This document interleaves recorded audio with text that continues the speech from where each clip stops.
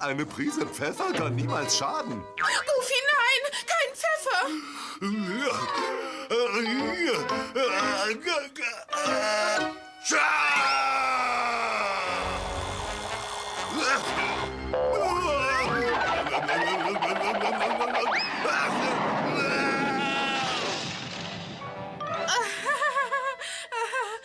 Carlo verträgt keine Speisen mit zu viel Pfeffer. Scheint so. Ich glaube, wir lassen uns den Nachtisch einpacken.